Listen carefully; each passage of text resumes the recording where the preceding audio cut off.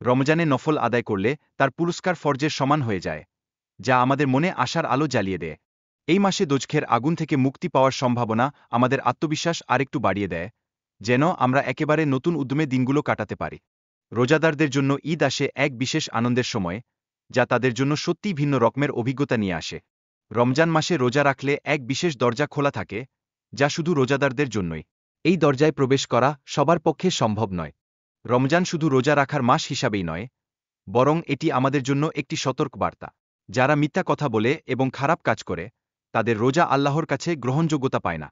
রমজান মাসের মূল উদ্দেশ্য হল আল্লাহর প্রতি আস্থা এবং ভয় সৃষ্টি করা। এটা শুধু ক্ষুধার অনুভূতির জন্য নয়, বরং আল্লাহর প্রতি সচেতনতা অর্জনের জন্য। রমজান মাসে আমাদের ইচ্ছাশক্তি ও প্রবৃত্তি নিয়ন্ত্রণের অসাধারণ শিক্ষা থাকে। এই সময়ে আমরা নিজেদের নিয়ন্ত্রণ আরও ভালোভাবে শিখি, যা অন্য সময়ে হতে পারে না। রমজান আমাদের মধ্যে দানশীলতা এবং সহানুভূতির অনুভূতি বাড়ায়। মহান বি শাহ এই মাসে দান ও সাহায্যের জন্য সবচেয়ে বেশি উদ্যমী ছিলেন। রমজানের শেষ 10 দিনে আসে লাইলাতুল কদর, যা আল্লাহর নিকটবর্তী হওয়ার একটি বিশেষ সময়। এই রাতে ইবাদত করা হাজার মাসের ইবাদতের সমান পুরস্কার পাওয়ার সমান। লাইলাতুল কদর মুসলিমদের জন্য অত্যন্ত গুরুত্বপূর্ণ রাত, যা রমজানের শেষ দশকের অধড রাতগুলোতে ঘটে। এই রাতের আধ্যাত্মিক গুরুত্ব সত্যিই অপার। রাসূলুল্লাহ শাহ এই রাতটি সম্পর্কে জানাতে চেয়েছিলেন, কিন্তু কিছু ঘটনার কারণে তা ভুলে যান।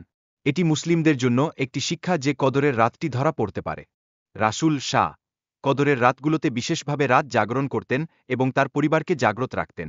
এটি আমাদের আন্তরিকভাবে ইবাদত করার আহ্বান জানায়। ইতিকাফ হল একটি বিশেষ এবাদত, যা রমজান মাসে পালন করা হয়। যারা ইতিকাফ করতে পারেন না, তারা অন্তত শেষ 10 রাতে মসজিদে থাকতে পারেন। কুরআন তেলাওয়াতের গুরুত্ব অনেক বেশি, বিশেষ করে রমজান মাসে। নবী শাহ এবং জিবরাইল এই সময়ে একসাথে কুরআন তেলাওয়াত করতেন। কিয়ামুল লাইল পালন করা অত্যন্ত গুরুত্বপূর্ণ, বিশেষ করে লাইলাতুল কদরে। নবী শাহ এই রাতে দীর্ঘ সময় ধরে নামাজ পড়তেন এবং আল্লাহর নিকটবর্তী হতেন। আমাদের নিজের ভাষায় দোয়া করা উচিত, কিন্তু রাসূলের শাহ শেখানো দোয়াগুলি বিশেষভাবে সংক্ষিপ্ত হলেও অর্থে সমৃদ্ধ। রমজানের পরেও আমাদের ইবাদত অব্যাহত রাখা উচিত, যাতে আমরা আল্লাহর নিকটবর্তী হতে পারি এবং আমাদের খারাপ অভ্যাসগুলি কাটিয়ে উঠতে পারি। রমজানের শেষ 1 দিন বিশেষভাবে গুরুত্বপূর্ণ, কারণ এই সময়ে আল্লাহর করুণা পাওয়ার সুযোগ বৃদ্ধি পায়। নবী শাহ শেষ দশকের রাতগুলোতে ইবাদত করতেন এবং পরিবারকে জাগ্রত করতে উৎসাহিত করতেন। এর মাধ্যমে তিনি উম্মাহর জন্য একটি উদাহরণ তৈরি করেছেন। ইতিকাফ করার মাধ্যমে আমরা কদরের রাতটি উপভোগ করতে পারি, যা আমাদের ইবাদত করার সুযোগ প্রদান করে।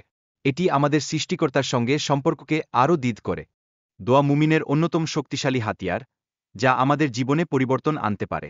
আল্লাহর কাছে কৃতজ্ঞতা ও অনুরোধের মাধ্যমে আমরা তার রহমত পেতে পারি।